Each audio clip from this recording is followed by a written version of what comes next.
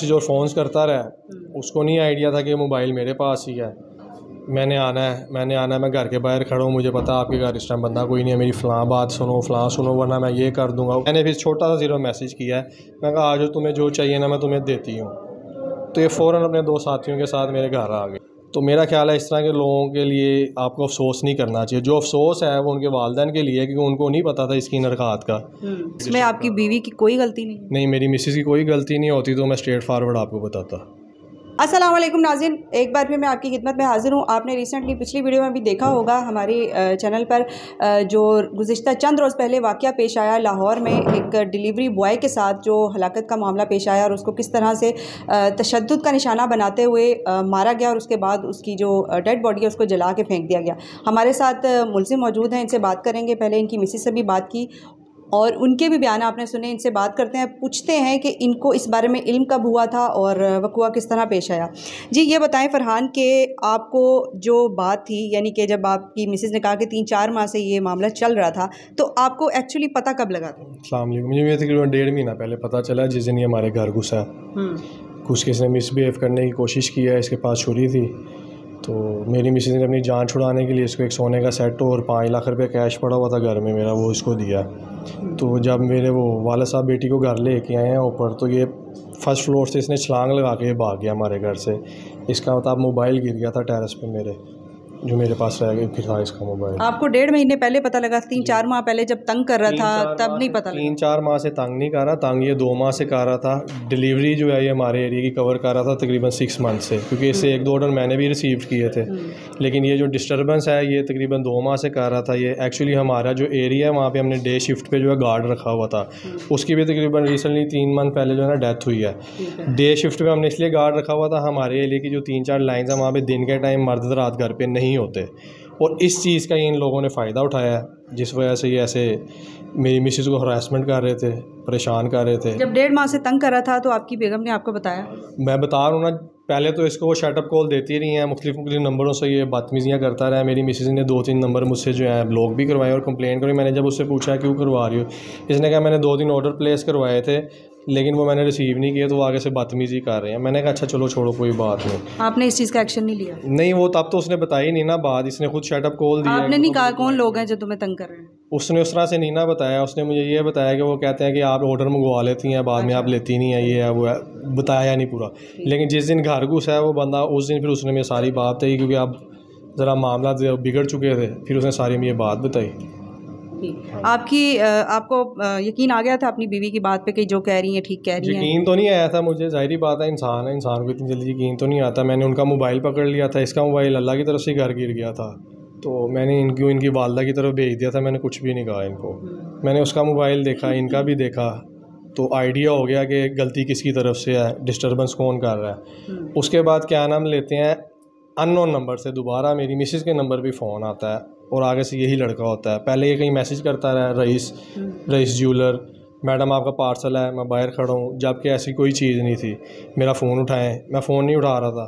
मैंने भी इसका फ़ोन उठा के इसको समझाया, मैंने इससे बात की है, मैं कहा जो हरकतें तुम कर गए हो ये हरकतें ठीक नहीं है, एक तो मेरी चीज़ें वापस दे के जाओ, दूसरे नंबर पे क्या नाम लेते हैं बंदे के पुत्र बनो, ये मामला अच्छे नहीं है। बजाय नदामत या शर्मिंदगी के इसने आगे से मुझे थ्रेट करना शुरू कर दिया। इसने मेरे भाई के बच्चों की टाइमिंग्स, मेरी बेटी की एकेडमी स्कूल की टाइमिंग्स, मेरे वालिद साहब की टाइमिंग्स, मेरी टाइमिंग्स, ये सारे यानी आप कह लें ईच एंड एवरीथिंग मुझे बता के कहता है मैं तुझे मरवा दूँगा, तेरे बच्चे उठा लूँगा। जिस चीज़ से मैं डर गया, मैंने इसके ख़िलाफ़ एप्लीकेशन नहीं दी कि कहीं हमें नुकसान ना पहुँचाए। उस वजह से क्या नाम लेते हैं मैं चुप कर गया। फिर तकरीबन इसने 2 दिन का गैप दिया, इसने दोबारा हमें डिस्टर्ब नहीं किया, यानी कि नंबर पे इसने कोई कॉल शोल नहीं की। मैंने कहा शायद जो है ये पीछा छूट गया ऐसे, अब इसने जान छोड़ दी। इस दौरान आपकी बेगम अपनी वालदा के घर? नहीं, उनको फिर जब हमारी मामला क्लियर हो गए थे 1-2 दिन बाद ही मैं उसको घर ले आया था। इसके भी 2 दिन से कोई मैसेज या कोई ऐसा चीज़ नहीं तो है। आपने उनसे पूछा नहीं कि पहली दफ़ा किस तरह बात हुई? क्योंकि उनके बकौल पहली दफ़ा वीडियो कॉल की थी रईस ने, जिस पर उन्होंने बात की और वो मुस्कुरा के भी बात कर रही थी। इस चीज़ का उन्होंने कोई जवाब नहीं दिया? नहीं, वो मेरी बात हुई ना, उन्होंने मुझे बताया कि मैंने इसको शटअप कॉल दी थी, बड़े प्यार से समझाया मेरी मिसेज़ ने उसको कि मेरे 3 बच्चे हैं, मेरे हस्बैंड है, हमारा अच्छा बेटा घर है, तो आप हमारे घर में ऐसे इन्वॉल्वमेंट ना करो, हमारा घर ख़राब ना करो।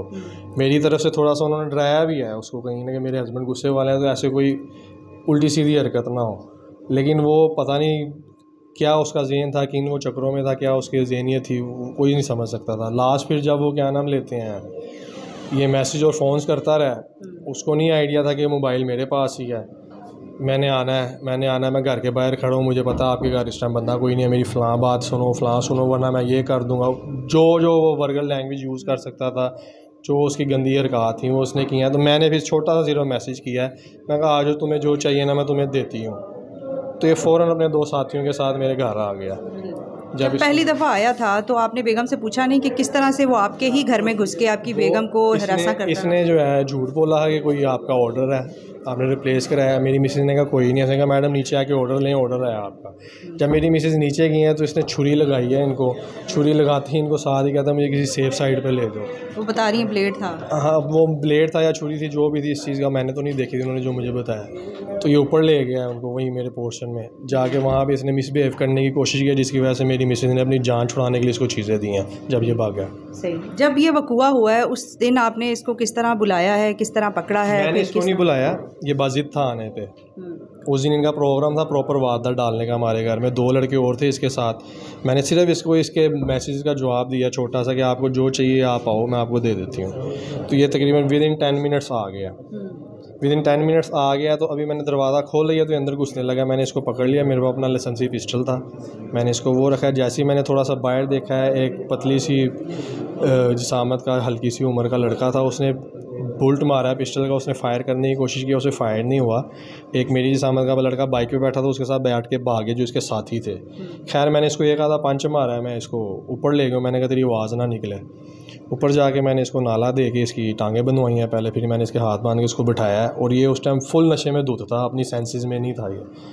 इसको मैंने पानी पिलाया है, इसको होश दिलाई है। इससे फिर मैंने पूछा है तुम्हारा तरीका वारदात क्या है, तुम लोग क्यों ऐसे हरकतें करते हो? आपके साथ कौन कौन था उसमें? मैं अकेला था, कोई भी नहीं था मेरे साथ। बाकी घर वाले कहाँ थे? सो रहे थे सारे उस टाइम पे, तकरीबन 1:15 हो गया था टाइम, 1:45 बजे तो ये आया था हमारे घर। तो उसके बाद क्या नाम लेते हैं, इसने मुझे बताया कि हम लोगों के ऐसे माँ बहन बेटियों के रिश्तों के साथ खेलते हैं, वारदातें करते हैं। तेरे घर भी हमारा यही प्रोग्राम था वारदात का और तू मेरा टारगेट। वो जो 2 लड़के थे वो कौन थे, उनका भी नाम बताओ, क्या करते हैं, वो कहाँ रहते हैं? इसने उनका नहीं बताया। मेरा ज़हन था मैं सारा वीडियो बना लूँ, 15 पे कॉल करूँगा, फिर इसके घर वालों को भी बुलाऊँगा, जो भी मामला था फिर तय पा जाएंगे। मैंने इसको 2 डंडे मारे हैं इसकी टांगों पे, तकरीबन 3 डंडे इसकी कमर पे मारे, तो ये वहीं पे ख़त्म हो गया। आपने पुलिस को क्यों नहीं इन्फॉर्म किया? मेरा ज़हन यही था कि सारा कुछ ये मामला करके फिर जब आपने उसको पकड़ के बांध दिया, हाथ पांव बांध लिए, तो आपको चाहिए था कि आप पुलिस को इन्फॉर्म करें? मैं आपसे वही अर्ज़ करूँ ना, वीडियो बनाने के बाद, इसका वो बयान लेने के बाद मैंने तब पुलिस को ही बुलाना था कि ये ऐसे इनका ये तरीका वारदात है, ये ऐसे मेरे घर में घुसे हैं, ज़रा ये देखें।